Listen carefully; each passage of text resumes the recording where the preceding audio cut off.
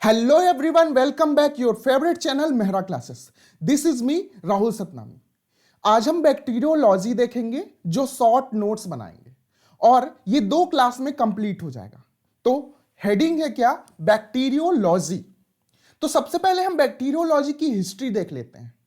तो देखिए, बैक्टीरियोलॉजी की स्टडी मतलब study of bacteria is called bacteriology.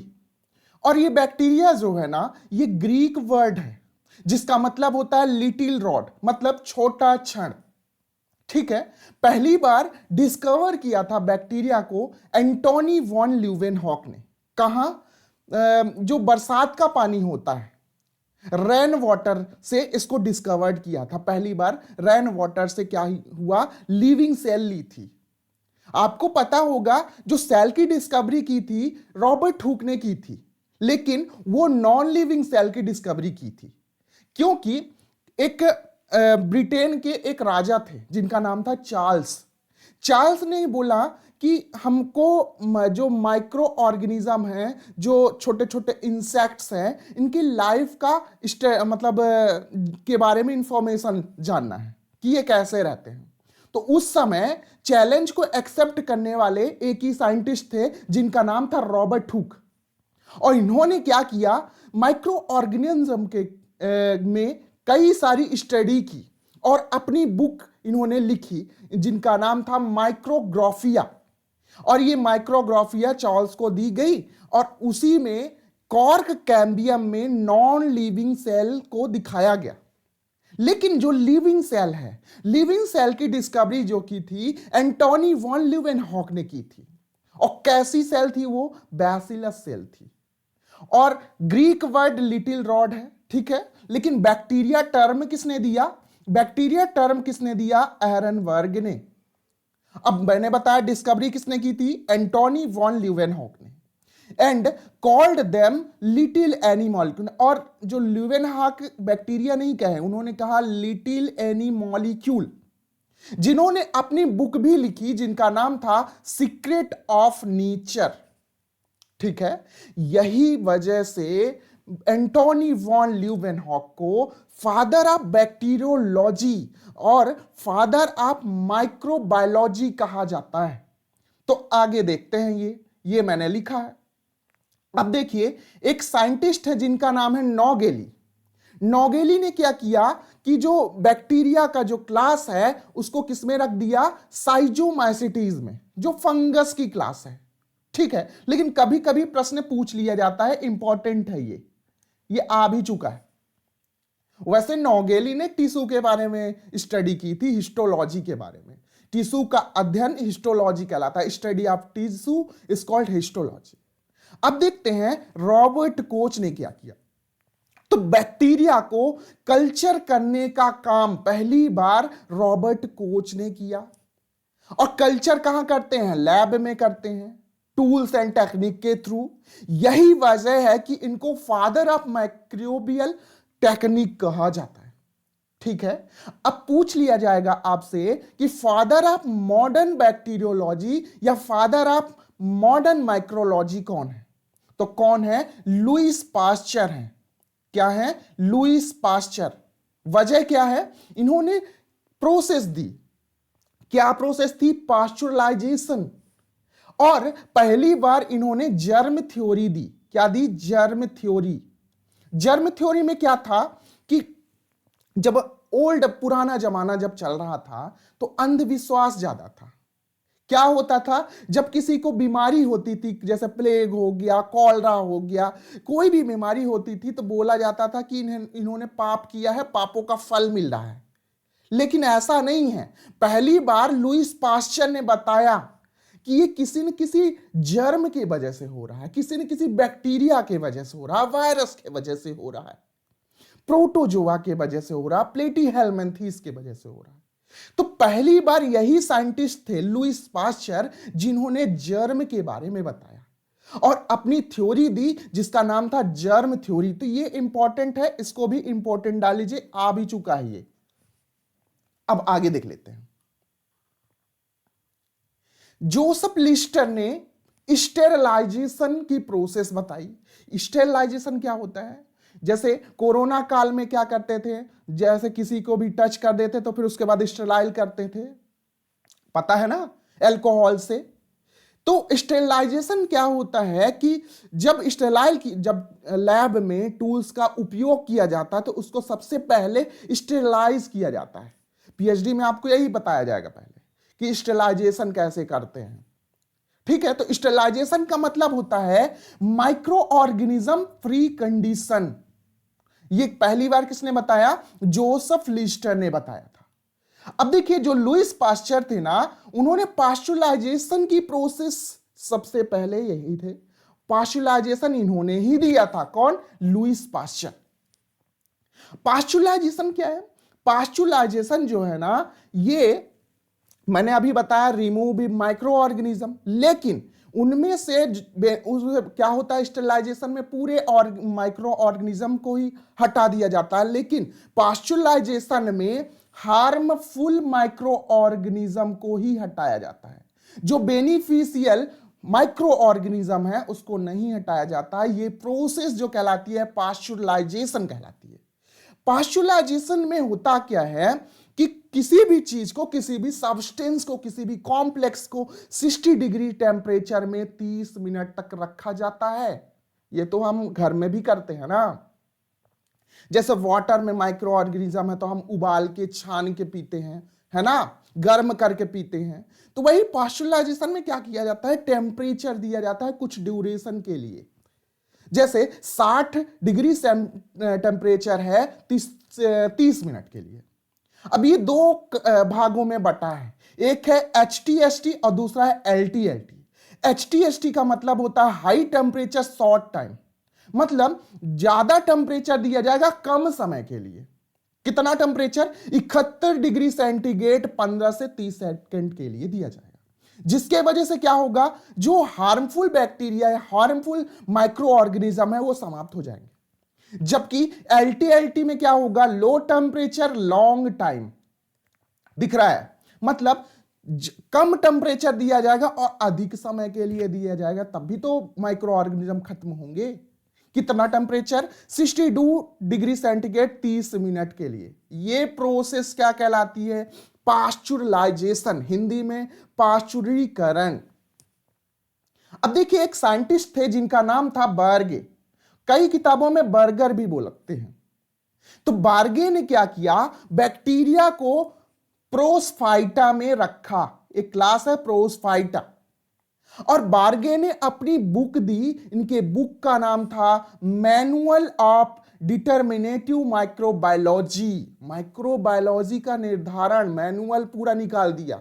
ये इतनी अच्छी किताब थी कि जो बैक्टीरिया का क्लासिफिकेशन है उसका क्या कहने लगे, बाइबल। इतनी अच्छी किताब थी, तो इनका जो टाइटल दिया गया, बाइबल ऑफ बैक्टीरियल क्लासिफिकेशन। अब देखिए, आपके एग्जाम में कई बार पूछा जाता है कि सबसे छोटा बैक्टीरिया और सबसे बड़ा बैक्टीरिया क्या है। तो स्मॉलेस्ट बैक्टीरिया जो है ना, डायलिस्टर है, न्यूमोनोसिस्ट।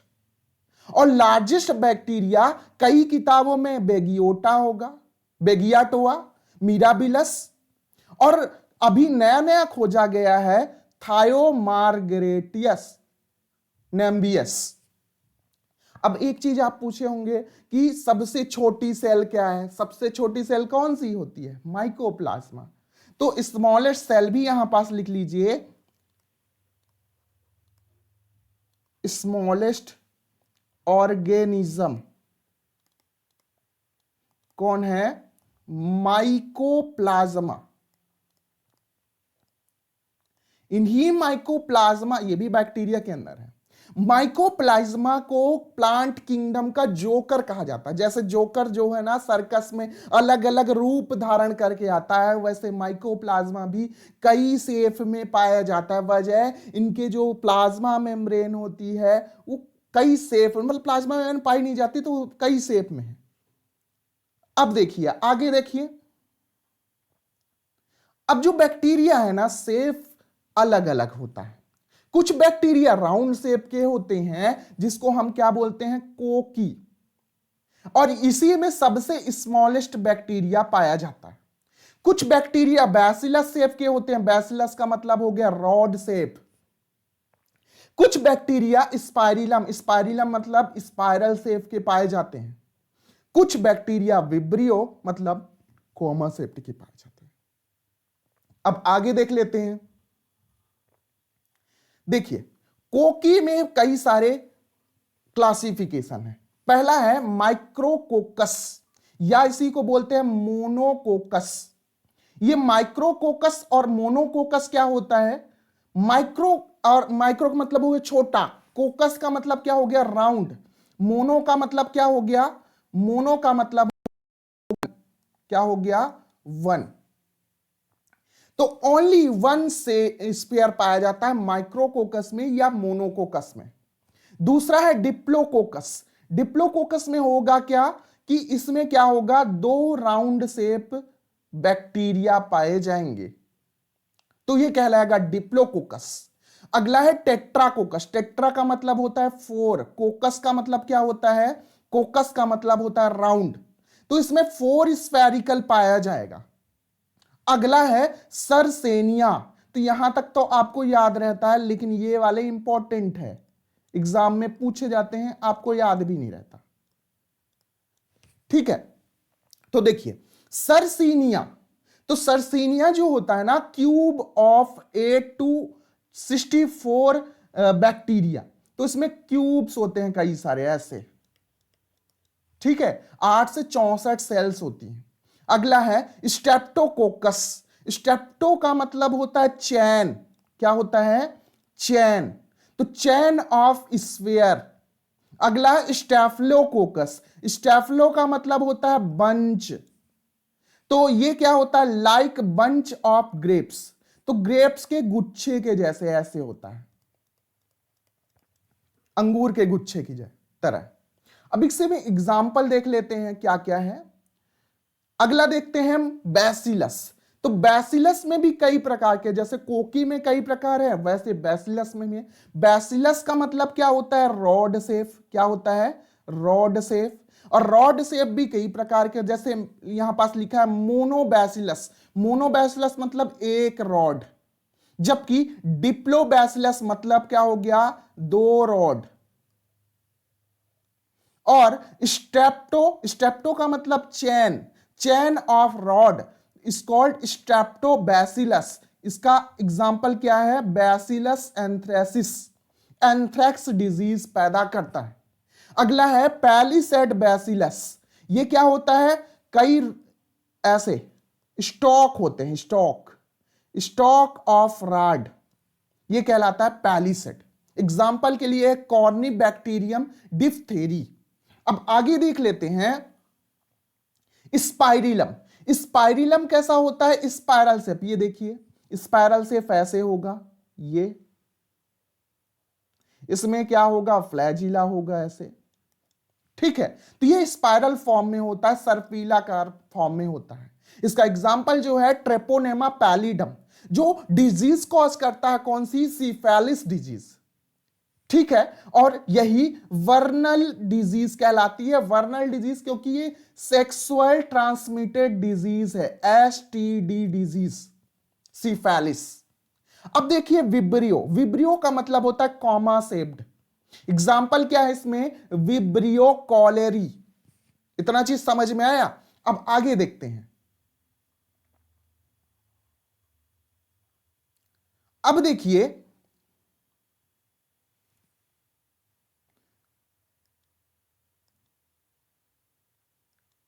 ये देखिए फ्लैजिला के आधार पर जो बैक्टीरिया है उसको कई भागों में बांटा गया है।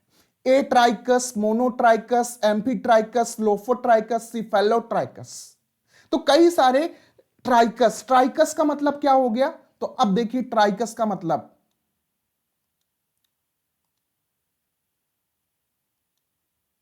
देखिए ट्राइकस का मतलब क्या होता है? ट्राइकोलॉजी पहले जानिए, ट्राइकोलॉजी। ट्राइकोलॉजी का मतलब क्या हो गया? Study of hair.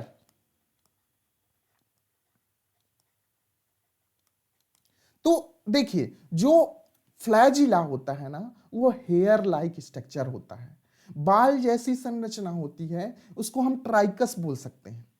ट्राइकस पाए जाने और ना पाए जाने के आधार पर बैक्टीरिया को कई भागों में बांटा गया है। पहला है ए ट्राइकस। ए ट्राइकस का मतलब होता है, ए जहां भी लिखा जाए टर्मिनोलॉजी समझिए, ए का मतलब होता है एब्सेंट। तो अगर आप बायोलॉजी में टर्मिनोलॉजी समझ गए तो आपको बायोलॉजी आसान हो जाएगी। आर्ट्राइकस जो होता है ना, तो ये इसमें no flagella, A for absent, flagella absent होता है। एग्जाम्पल के लिए क्या है, पास्चुरेला पेस्टिस, या इसी को लैब में एस्चिनिया पेस्टिस कहा जाता है, जो डिजीज कॉज करता है, प्लेग डिजीज जो चूहों से फैलती है। अगला है मोनोट्राइकस। मोनो का मतलब होता है वन और ट्राइकस का मतलब फ्लैजिला, मतलब इसमें एक फ्लैजिला होगा, सिंगल फ्लैजिला होगा एट ओनली वन इंड में। देखिए ये मान लेते हैं एक बैक्टीरिया है, उसमें एक इंड में क्या होगा, फ्लैजिला होगा। एग्जाम्पल के लिए क्या है, विब्रियो और सूडोमोनास है। अगला है एम्फीट्राइकस। एम्फी का मतलब होता है बोथ, बोथ मतलब दोनों साइड, एम्फी का मतलब बोथ, बोथ मतलब दोनों, ट्राइकस का मतलब फ्लैजिला। तो इसमें क्या होता है, one flagella at both end, मतलब इसमें जो फ्लैजिला पाया जाएगा ना, वो दोनों इंड में पाया जाएगा, इधर भी और इधर भी। एग्जाम्पल के लिए है नाइट्रोसोमोनास। अगला है लोफोट्राइकस। लोफोट्राइकस जो है ना, इसको टर्फ top flagella at both end, ठीक है। एग्जाम्पल के लिए ट्रिपैनोमा पैलिडम, ठीक। लोफोट्राइकस का मतलब टर्फ टॉप फ्लैजिला बोथ इंड, मतलब अगर बनाया जाए ऐसे तो इसमें टफ टॉप फ्लैजिला पाया जाएगा, ऐसे कई सारे फ्लैजिला पाए जाएंगे, ठीक है, और दोनों तरफ पाए जाएंगे बोथ एंड में। अगला है सीफेलोट्राइकस। सीफेलो का मतलब होता है हेड, क्या होता है, हेड, और ट्राइकस का मतलब क्या हो गया, फ्लैजिला। तो इसमें टफ टॉप फ्लैजिला पाया जाएगा, लेकिन हेड वाले पार्ट में एक ही इंड में पाया जाएगा। तो देखिए ये बना लिया मैंने बैक्टीरिया, इसके एक इंड में ऐसे टफ्ट ऑफ फ्लैजिला। अब आगे देखिए, अगला है पेरीटाइकस। पेरी का मतलब होता है परिधि, पेरीफिरल। पेरीफिरल में जब क्या पाया जाएगा, फ्लैजिला। देखिए बनाते हैं, पेरीफिरल में फ्लैजिला पाया जाएगा, तब इसको क्या बोलेंगे, पेरीट्राइकस, ठीक है। एग्जाम्पल क्या है, ई कोलाई और साल्मोनेला टाइफी, जो टाइफाइड डिजीज क्या करता है, कॉज करता है। आगे देख लेते हैं स्ट्रक्चर ऑफ बैक्टीरिया। तो बैक्टीरिया का स्ट्रक्चर कॉम्प्लेक्स, इसका मेम्ब्रेन होता है। देखिए क्या हुआ कि जो बैक्टीरिया है ना, वो स्टीम कंडीशन में पाए जाते हैं। कई हाई सैलिनिटी होती है, हाई एसिडिटी होता है, हाई बेसिक होता है, ये सब चीजें होता है, हाई टेम्परेचर होगा। तो इस क्या हुआ कि ये खत्म हो जा रहे थे, डेड हो जाते थे पुराने जो बैक्टीरिया थे, ठीक है। तो क्या हुआ, इन्होंने तपस्या किया, और तपस्या किया तो ब्रह्मा जी खुश हो गए और बोले तथास्तु, जाओ हम तुमको तुम्हारी प्रोकैरियोटिक सेल्स में जितनी भी प्रोकैरियोटिक सेल होंगी उसके चारों तरफ हम क्या दे देंगे, सेल वॉल, कई सारी लेयर दे देंगे, जिससे तुम का एक स्टीम कंडीशन में भी क्या रह पाओगे, लिविंग रह पाओगे। तो बैक्टीरियल स्ट्रक्चर देखने के लिए सबसे पहले देखते हैं कि सबसे आउटर लेयर जो लेयर है, जिसको ग्लाइकोकैलिक्स कहा जाता है। आपको पता है कि जैसे फ्लावर में आउटर लेयर जो होती है कैलिक्स कैरोला, पता ही है ना, तो कैलिक्स होती है, वैसे कार्बोहाइड्रेट की बनी कैलिक्स होती है, जिसको ग्लाइकोकैलिक्स कहा जाता है। अंदर की ओर सेल वॉल पाई जाती है ये, और सबसे अंदर क्या होती है, प्लाज्मा मेम्ब्रेन। देखिए 3 लेयर है इसमें, यही सेल एनवेलप है, ठीक। प्लाज्मा मेम्ब्रेन में इनवेजिनेशन होता है, इनवेजिनेशन मतलब अंदर की ओर धंस जाना। तो इनवेजिनेशन या इनफोल्डिंग जब होती है तब बनता है क्या, मीसोसोम, जो एनालॉगस टू माइटोकॉन्ड्रिया है। एनालॉगस का मतलब ओरिजिन अलग अलग, लेकिन फंक्शन कार्य जो होते हैं सेम होते हैं, तब उसको एनालॉगस कहते हैं। जैसे यूकैरियोटिक सेल में माइटोकॉन्ड्रियल रेस्पिरेशन करता है, इलेक्ट्रॉन ट्रांसपोर्ट सिस्टम करता है, एंजाइम को रखता है, वैसे मीसोसोम का भी काम है। मीसोसोम और माइटोकॉन्ड्रिया एक ही प्रोकैरियोटिक ओरिजिनेट माना जाता है। इवोल्यूशन जो हुआ है प्रोकैरियोटिक सेल से हुआ है। वजह क्या है? जो इनकी मेम्ब्रेन होती है ना, इनकी मेम्ब्रेन में कार्डियोलिपिन पाया जाता है, और कार्डियोलिपिन पाए जाने के आधार पर माइटोकॉन्ड्रिया को प्रोकैरियोटिक ओरिजिनेट माना जाता है। अब देखिए यहां ये मेम्ब्रेनलेस होती है इंक्लूसिव बॉडी। इंक्लूसिव बॉडी में होता क्या है, जिस प्रकार हम फूड का स्टोर करते हैं वैसे बैक्टीरिया भी फूड का स्टोर करके रखती है, कार्बोहाइड्रेट फॉर्म में, ग्लाइकोजन फॉर्म में, फॉस्फेट फॉर्म में। ठीक है, इंक्लूसिव बॉडी कहलाती है। हम कैसे भोजन का स्टोर करते हैं? हम भोजन करते हैं, ग्लूकोज में टूटता है और ग्लूकोज कन्वर्ट हो जाता है ग्लाइकोजन में। इंसुलिन और सोमैटोस्टेनिन पता है ना, तो उसके वजह से ग्लाइकोजन में कन्वर्ट हो जाता है और स्टोर हो जाता है लीवर में। वैसे बैक्टीरिया भी क्या होता है, फूड का स्टोर करती है। अब इसमें देखिए ये जो होता है मेन जीनोम होता है, जो मेन जीनोम है उसको जीनोफोर कहा जाता है। इसमें डबल स्टैंडर्ड डीएनए पाया जाता है और न्यूक्लियोइड भी कहलाता है। देखिए एक एक्स्ट्रा क्रोमोसोमल जीनोम होता है ये, जिसको हम प्लाज्मिड कहते हैं। ये प्लाज्मिड जो होता है ना, इसमें भी डबल स्टैंडर्ड डीएनए होता है जो सर्कुलर फॉर्म में होता है। इसमें राइबोसोम पाए जाते हैं, और राइबोसोम कैसे होते हैं? 17S राइबोसोम, जिसकी दो सब यूनिट होती है, 50 स्वेडबर्ग और 30 स्वेडबर्ग। अब ये राइबोसोम को हम पॉलीराइबोसोम कह रहे हैं। क्यों? क्योंकि इसकी जो प्रोकैरियोटिक सेल्स होती है ना, उसमें पॉलीसिस्ट्रोनिक जीन पाया जाता है।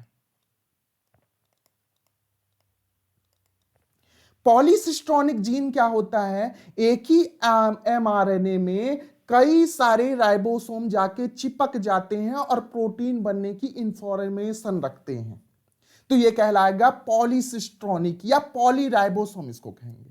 क्योंकि एक ही मैसेंजर आरएनए में क्या होता है, कई सारे राइबोसोम अटैच हो जाते हैं, जबकि यूकैरियोटिक सेल में इसका जस्ट अपोजिट होता है। उसमें मोनोसिस्ट्रोनिक होता है, एक ही राइबोसोम से एक मैसेंजर आरएनए अटैच होगा और एक ही प्रोटीन बनाने का काम करवाएगा। अब आगे देखिए, बैक्टीरिया में हेयर लाइक स्ट्रक्चर जो पाए जाते हैं, जिसको बोलते हैं सरफेस अपेंडेजेस। और ये सरफेस अपेंडेजेस जो सबसे बड़ा वाला है, जिसको बोलते हैं फ्लैजिला, और उससे छोटा पीली, और उससे छोटा फिमरी, ये अलग अलग काम करते हैं। तो आपको स्ट्रक्चर समझ में आया कि नहीं आया? ये शॉर्टकट है। अब हम देखेंगे सेल इनवेलप के बारे में कि सेल इनवेलप में क्या क्या पाई जाती है। तो मैंने पहले ही बताया कि सेल इनवेलप में क्या क्या पाया जाता है। ग्लाइकोकैलिक्स पहला है, दूसरा सेल वॉल है, तीसरा सेल मेम्ब्रेन है। सेल मेम्ब्रेन तो मेनली जैसे यूकैरियोटिक सेल की सेल मेम्ब्रेन बनी होती है लिपिड एंड प्रोटीन की, लिपोप्रोटीन की, वैसे ही सेल मेम्ब्रेन पाई जाती है। अब देखो ग्लाइकोकॉलिक्स जो है ना, ये सबसे आउटर मोस्ट लेयर है जो बनी होती है म्यूकोपॉलीसैकेराइड से। ये भी मेजरली 2 टाइप्स की होती है। कितने टाइप्स की? 2 टाइप्स की। ये 2 टाइप्स की है कौन कौन सी? अगर लेयर थिक एंड टफ हो तब इसको बोलेंगे क्या? कैप्सूल। जबकि यदि outer layer thin and loose हो तब इसे बोलेंगे स्लाइम लेयर। अब देखते हैं सेल वॉल के बारे में। तो सेल वॉल जो है ना, पेप्टिडोग्लाइकेन, इसी को म्यूरिन भी कहा जाता है। ठीक है, पेप्टिडोग्लाइकेन मतलब 2 चीजों से बना है, एक पेप्टिड और दूसरा क्या? कार्बोहाइड्रेट। पेप्टिन 4 से 5 अमीनो एसिड और कार्बोहाइड्रेट में 2 पॉलीमर पाए जाते हैं। कौन कौन से हैं? एक है नाग और दूसरा है नाम। नाग का मतलब देख लीजिए, नाग का मतलब होता है एन एसिटिल ग्लूकोसामीन। एक मिनट, यहां पास लिखता हूं मैं। नाग का मतलब N acetyl glucosamine, glucose amine. और नाम का मतलब क्या हो गया, एन एसिटिल म्यूरानेमिक एसिड। तो इसको भी लिख सकते हैं, यहां पास लिख देता हूं मैं, नाम का मतलब एन एसिटिल म्यूरानेमिक एसिड।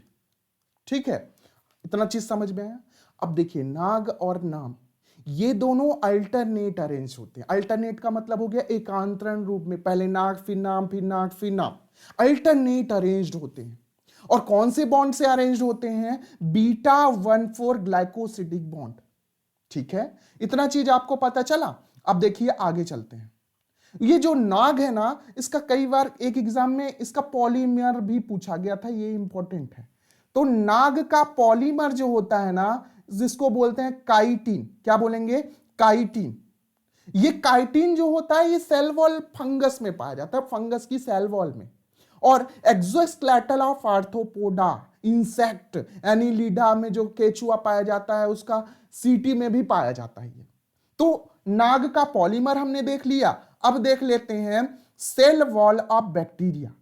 तो बैक्टीरिया की जो सेल वॉल है, बैक्टीरिया भी दो प्रकार के हैं, एक ग्राम पॉजिटिव एक ग्राम निगेटिव। तो अलग अलग पाया जाता है। जो ग्राम पॉजिटिव है ना, उसमें थिक लेयर पाई जाती है 20 से 80 नैनोमीटर की, जबकि ग्राम निगेटिव में थिन लेयर पाई जाती है 8 से 12 नैनोमीटर की। ये सिंगल लेयर्ड होती है, ये डबल लेयर्ड। ये सिंगल होने के बाद भी 4 लेयर्ड में होती है, जो किससे बनी होती है, पेप्टाइडोग्लाइकेन से। 80 से 85% पार्ट यही होता है। और इसमें लिपोपॉलीसैकेराइड पाया ही नहीं जाता, या अगर पाया भी जाता है तो बहुत ही कम मात्रा में पाया जाता है। इसी वजह से ये पेनिसिलिन के लिए क्या होता है, सेंसिटिव होता है। और इसमें एक एसिड पाया जाता है, ये इंपॉर्टेंट है, कौन सा, टिकोइक एसिड। टिकोइक एसिड पाए जाने के आधार पर इसको क्या बोलते हैं, इसको बोलते हैं ग्राम पॉजिटिव। वैसे इसका जो मेन आधार है स्टेनिंग है, आगे हम देखेंगे स्टेनिंग प्रोसेस। अगला देखिए ग्राम निगेटिव। ग्राम निगेटिव जो बैक्टीरिया है 8 से 12 नैनोमीटर की थिन लेयर, डबल लेयर्ड होती है। एक आउटर होती है, एक इनर लेयर होती है। आउटर लेयर जो होती है लिपोपॉलीसैकेराइड की बनी होती है, 80% पार्ट यही होता है। इस लिपोपॉलीसैकेराइड में बीच बीच में पोर्स लाइक स्ट्रक्चर होते हैं, किसके वजह से, पोरीन के वजह से, पोरीन प्रोटीन के वजह से। और ये पोरीन प्रोटीन जो होती है ना, लिपिड का छोटा छोटा मतलब पोर छोड़ देती है। ठीक है, ये ग्राम निगेटिव बैक्टीरिया में ही पाया जाता है। यही वजह है कि ये पोरीन के वजह से क्या होता है, ये डिजीज कॉज करवाता है।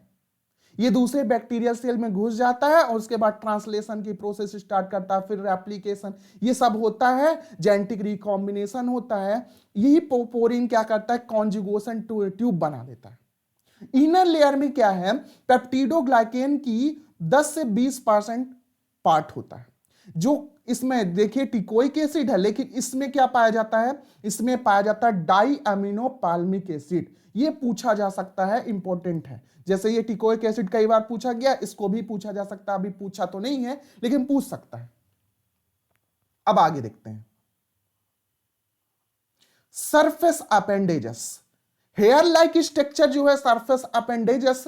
अब देखिए एक दो तरह के सरफेस अपेंडेजेस होते हैं, जो गतिशीलता को रोल करते हैं और कुछ नहीं करते हैं। रोल इन मोटिलिटी मतलब गतिशीलता के लिए इंपॉर्टेंट रखते हैं। फ्लैजिला है ये। फ्लैजिला जो होता है ना, ये बैक्टीरियल सेल के बेसल बॉडी से निकलता है, एराइज फ्रॉम बेसल बॉडी।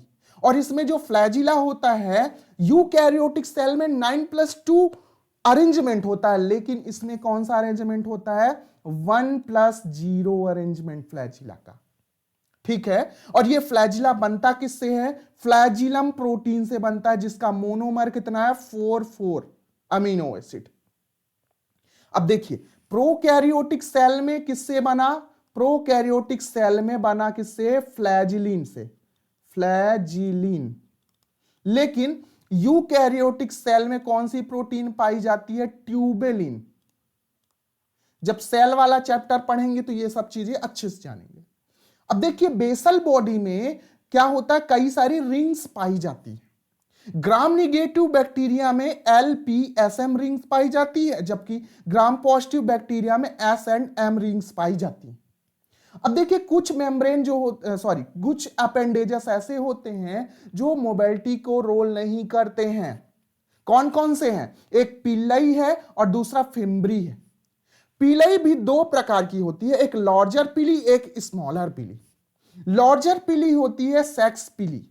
ये क्या करवाती है, इसमें पिलीन प्रोटीन होती है, और ये पिलीन प्रोटीन क्या होती है, जैसे ये दो बैक्टीरिया है ना, इनके बीच कॉन्जुगेशन ट्यूब बनाने का काम करती है ये। ठीक है, जेनेटिक रिकॉम्बिनेशन का काम करती है, कॉन्जुगेशन ट्यूब बनाने का काम करती है। अब देखिए जो स्मॉलर पिली है वो इन्फेक्टिव पिली होती है। ये क्या करती है कि दूसरे बैक्टीरिया में इंफेक्शन करती है, ऐसे ये फिम्बरी होती है, इन्फेक्टिव होती है, दूसरे बैक्टीरिया में क्या होती है, अटैच हो जाती है, अटैचमेंट के लिए पाई जाती है। इसमें जो प्रोटीन पाई जाती है फिम्ब्रीन प्रोटीन, इसी फिम्ब्रीन प्रोटीन के वजह से इसको फिम्बरी कहा जाता है। इसका काम क्या है, role in attachment to substratum, substratum से क्या हो जाती है, अटैच हो जाती है। अब आगे देख लेते हैं। अब देखिए जो साइटोप्लाज्म वाला पार्ट है उसमें कई पार्ट पाए जाते हैं। देखिए पहला तो है मीसोसोम, जेनेटिक मटेरियल, अगला राइबोसोम, इंक्लूसिव बॉडी और गैस वैक्यूल। तो अलग अलग हम चीजें देखेंगे। सबसे पहले हम मीसोसोम देख लेते हैं। मीसोसोम जो होता है ना, ये इनवेजिनेशन ऑफ प्लाज्मा मेम्ब्रेन या इनफोल्डिंग ऑफ प्लाज्मा मेम्ब्रेन। जब क्या होता है, देखिए ये प्लाज्मा मेम्ब्रेन का इन्वेजिनेशन हो जाए तब मीसोसोम बनता है। इसमें इलेक्ट्रॉन ट्रांसपोर्ट सिस्टम पाया जाता है और इसके एंजाइम भी पाए जाते हैं। ये कार क्या करता है, इंक्रीज सरफेस कर देता है और डीएलए रेप्लिकेशन, सिक्रीशन और सेल डिवीजन के लिए भी उपयोगी है, और ये रेस्पिरेशन, श्वसन के लिए भी उपयोगी है। ये माइटोकॉन्ड्रिया का एनालॉगस होता है। एक दो टर्म होते हैं, एक एनालॉगस, दूसरा होमोलॉगस। एनालॉगस क्या होता है, जब फंक्शन सेम हो, ओरिजिन अलग अलग हो तब एनालॉगस, जब फंक्शन अलग अलग हो लेकिन ओरिजिन सेम हो तो होमोलॉगस। तो माइटोकॉन्ड्रिया का ये क्या होता है, एनालॉगस होता है। ठीक है, अब देखिए मीसोसोम की डिस्कवरी किसने की थी, एफ जेम्स ने। यदि यही मीसोसोम ब्लू ग्रीन एल्गी में पाया गया तब इसको क्या बोलेंगे, क्रोमैटोफोर कहेंगे। अब देखिए जेनेटिक मटेरियल, जेनेटिक मटेरियल में क्या क्या है, जेनेटिक मटेरियल में दो पार्ट है, एक मेन जीनोम है और दूसरा एक्स्ट्रा न्यूक्लियर जीनोम है। मेन जीनोम में सर्कुलर डबल स्टैंडर्ड डीएनए पाया जाता है। आपको पता है डीएनए जो होता है उसका full form deoxyribose nucleic acid, जो एसिड है, एसिड के साथ बॉन्ड कौन बनाएगा, बेस बनाएगा, और बेस जो होती है प्रोटीन होती है, कौन सी, हिस्टोन प्रोटीन। लेकिन इसमें हिस्टोन प्रोटीन पाया ही नहीं जाता, एब्सेंट होता है। एब्सेंट होने की वजह से ये नेक्ड कहलाता है।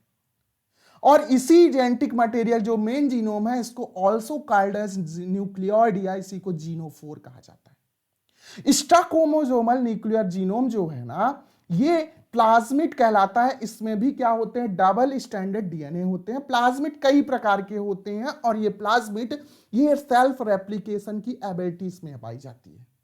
ठीक है, अब देखते हैं राइबोसोम। राइबोसोम जो है ना 17S राइबोसोम पाया जाता है, जिसकी दो सब यूनिट है 50S और 30S।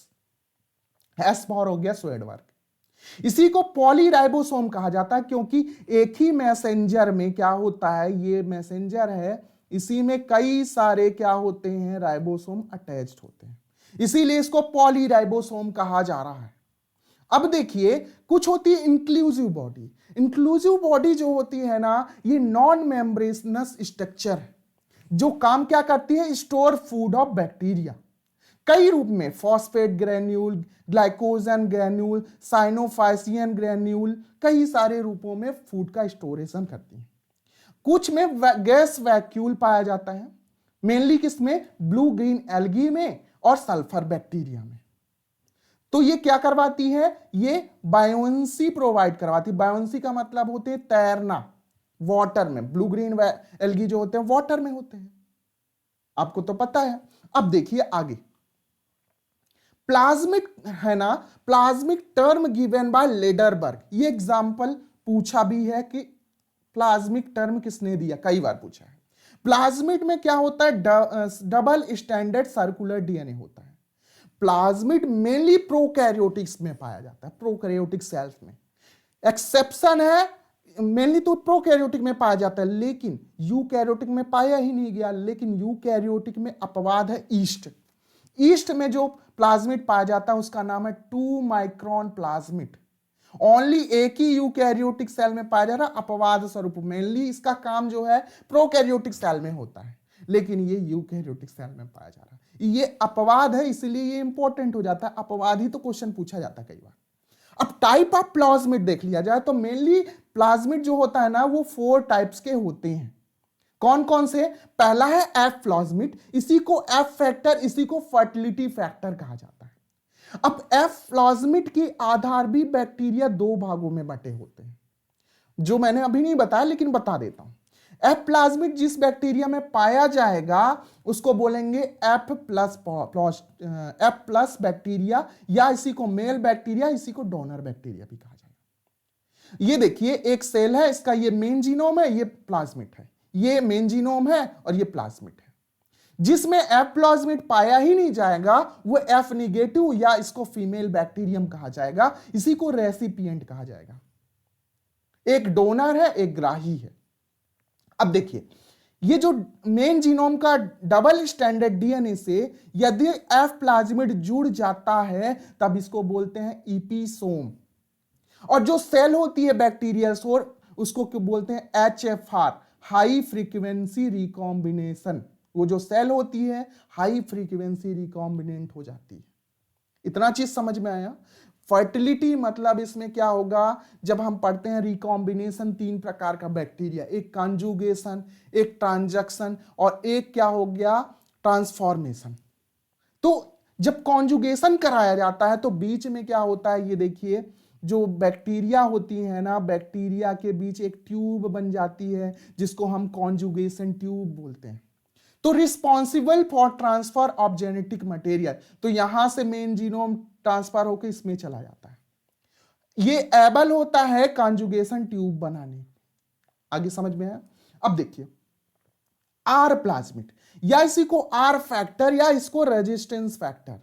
तो ये जिसमें पाया जाएगा वो एंटीबायोटिक के लिए क्या हो जाएगा, रेजिस्टेंस हो जाएगा। एंटीबायोटिक के लिए अगेंस्ट रेजिस्टेंस हो जाएगा। तो ये आर या आर फैक्टर या रेजिस्टेंस फैक्टर कहलाता है। अगला है कॉल प्लाज्मिड, ये इंपॉर्टेंट है, ये पूछा भी गया था। कॉल प्लाज्मिड में क्या होता है, कॉल्सिनोजेनिक फैक्टर। क्या होता है कि इस प्लाज्मिड में कुछ मटेरियल सिक्रीट होते हैं जिसको जो टॉक्सिक होती है, कॉल्सिनोजेन कहलाते हैं, जो क्या करते हैं अदर बैक्टीरिया को क्या करते हैं, किल कर देते हैं। ठीक है, तो लिख सकते हैं विच किल्ड अदर बैक्टीरिया। अगला है वीर प्लाज्मिक। वीर प्लाज्मिक का काम क्या है, वीर मतलब वीरुलेंट प्लाज्मिड, इसी को टीआई प्लाज्मिड भी कहा जाता है। यहां पास लिख सकते हैं टीआई प्लाज्मिड।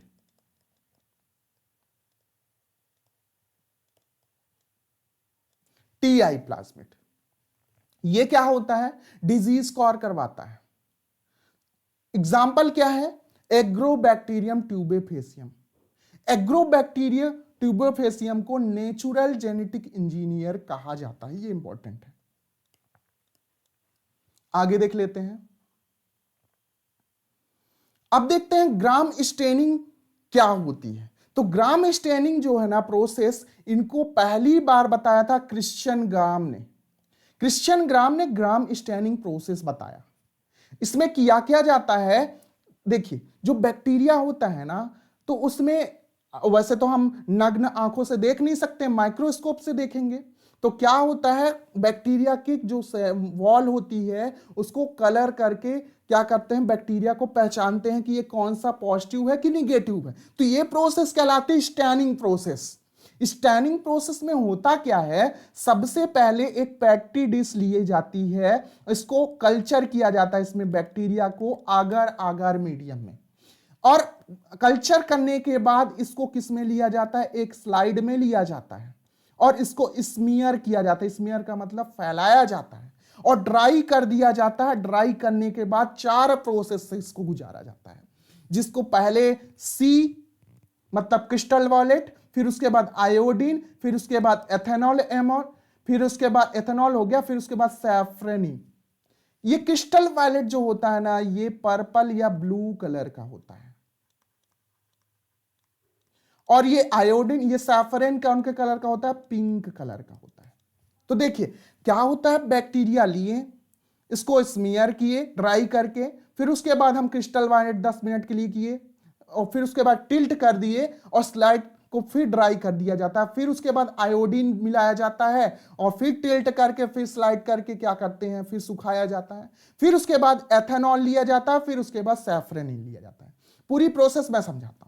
जब बैक्टीरिया है तो उसको सबसे पहले क्रिस्टल वॉलेट से क्या किया जाता है? स्टेन किया जाता है। तो सबसे पहले मैंने बताया है कि क्रिस्टल वॉलेट के वजह से क्या होता है? क्रिस्टल वॉलेट होता है ब्लू एंड पर्पल कलर, जिसके वजह से जितने भी बैक्टीरिया होते हैं ब्लू इस पर्पल हो जाते हैं। अब इसमें आयोडीन मिलाया जाता है। आयोडीन किसी के साथ भी NaOH, KOH, कुछ भी Ki, तो पोटेशियम आयोडाइड सॉल्यूशन मिलाया गया, जिससे क्या होता है, जो स्टेनिंग हुई है वो फिक्स हो जाए। मॉर्डेंट जिसको बोलते हैं, मॉर्डेंट मतलब फिक्स हो जाना स्टेंट का। तो स्टेनिंग तो हुई, अब फिक्स करने के लिए आयोडीन मिलाया गया, तो यहां पास फिक्सिंग ऑफ स्टेन हो गया। अब जो बैक्टीरिया में स्टेन रिमूव हो गया, अब देखिए, अब स्टेन तो फिक्स हुआ, कलर आ गया, अब इसके बाद डीकलराइजेशन प्रोसेस आएगी। डीकलराइजेशन में करने के लिए एसीटोन या अल्कोहल मिलाया जाता है। अल्कोहल कौन सा? एथेनॉल C2H5OH, और एसीटोन कौन सा? CH3COCH3, ये मिलाया गया। तो डीकलराइजेशन में क्या हुआ, कुछ बैक्टीरिया के वॉल से डीकलराइज हो गया, मतलब कलर चला गया, और कुछ बैक्टीरिया में कलर नहीं गया। जिस बैक्टीरिया में कलर रिमूव हो जाता है वो बैक्टीरिया क्या कहलाते हैं? ग्राम निगेटिव बैक्टीरिया। लेकिन जो बैक्टीरिया में कलर गया ही नहीं वो बैक्टीरिया कहलाए ग्राम पॉजिटिव बैक्टीरिया। अब लास्ट में क्या की जाती है? सैफ मिला के काउंटर स्टेनिंग की जाती है। काउंटर स्टेनिंग में जो ग्राम निगेटिव बैक्टीरिया है वो रेड कलर के हो जाते हैं, जबकि ग्राम पॉजिटिव बैक्टीरिया में कोई फर्क पड़ता ही नहीं सैफरन मिलाने में। इतना समझ में आया? ये थी प्रोसेस, स्टेनिंग की प्रोसेस थी, जो किसने बताया था? क्रिश्चियन ग्राम ने बताया था। अब देखिए, जो आपको पढ़ना है MPPSC के लिए, जो आपका बॉटनी का सिलेबस है, तो सबसे पहले आप क्या करिए, शॉर्ट नोट्स बनाइए। डिटेल पहले पढ़िए, फिर उसके बाद शॉर्ट नोट्स बनाइए।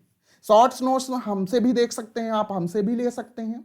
शॉर्ट नोट्स बनाने के बाद क्या करिए कि उसको कम से कम इसको रिवीजन करिए, कम से कम 5 बार। रिवीजन करने का प्रोसेस क्या है? आप अपनी ही आवाज में उस नोट को रिकॉर्ड कर लिए, वॉइस रिकॉर्ड में। रिकॉर्ड करने के बाद आप उसको रात में सोते समय, सोने से पहले क्या करिए, एक बार सुनिए जो टॉपिक आपने पढ़ा है। फिर उसके बाद वो आपको क्या होगा, बनने लगेगा। अब क्या करिए, हर एक यूनिट से कम 1000 क्वेश्चन आप लगाइए। प्रीवियस ईयर क्वेश्चन हो गया, हमारे बैच से आप मॉक टेस्ट भी ले सकते हैं, जो टेस्ट सीरीज चल रही है उसको भी ले सकते हैं। तो आप मल्टीपल चॉइस क्वेश्चन लगाइए। मल्टीपल चॉइस क्वेश्चन लगाने से आपका होगा, कॉन्फिडेंस बढ़ेगा। तो ये काम अगर करेंगे, 3 चीज करना है। सबसे पहले डिटेल पढ़िए, उसके बाद नोट्स बनाइए, नोट्स बनाने के बाद रिवीजन करिए। रिवीजन आप कैसे भी कर सकते हैं, यदि आप हमारा वीडियो देख सकते हैं तो वीडियो देखिए, या आप वॉइस रिकॉर्ड करके तो वॉइस रिकॉर्ड करिए। फिर उसके बाद लास्ट में क्या करिए, मल्टीपल चॉइस क्वेश्चन लगाइए। ये 3 चीज करेंगे तो आपका सिलेक्शन पक्का है। कम से कम आप 12,000 10,000 क्या करिए, मल्टीपल चॉइस क्वेश्चन 10 यूनिट के लगा लिए तो आपका 80% सिलेबस यहीं पास कंप्लीट हो जाएगा। इतना काम करिए। अब देखिए आगे क्या है। देखिए जो बैक्टीरियोलॉजी है ना, ये मैं 2 क्लास में कंप्लीट कर दूंगा, ठीक है। तो पहली क्लास ये होगी, 1 घंटे क्लास और है, तो आप ये नोट्स ले सकते हैं। ज्यादा इंफॉर्मेशन के लिए आप ये नोट्स को इस नंबर से, मतलब यदि आप हमारा एप्लीकेशन डाउनलोड करते हैं तो आपको नोट्स मिल जाएगी, ठीक है, तो ज्यादा इंफॉर्मेशन के लिए आप मेहरा क्लासेस ऑफिशियल ऐप को डाउनलोड करिए और ये कॉन्टेक्ट नंबर है 9200925830 और हमारे बैच के बारे में इंक्वायरी कर सकते हैं और अपनी जो तैयारी है उसको सुविधाजनक बनाइए। पढ़ते तो सब कोई है लेकिन पेशेंस रखना पड़ता है। कसौटी वक्त की है, हौसलों को तौल के रख। अगर उड़ना है तुझे ऊंचा तो परों को खोल के रख। तो पेशेंस रखिए, पेशेंस रखेंगे और पढ़ते जाएंगे। रोज अगर आप 6 से 7 घंटे पढ़ लेते हैं तो मोर देन इनफ है, एमपीपीएससी का सिलेबस आपका कंप्लीट हो जाएगा। ठीक है, अभी के लिए धन्यवाद। जय हिंद।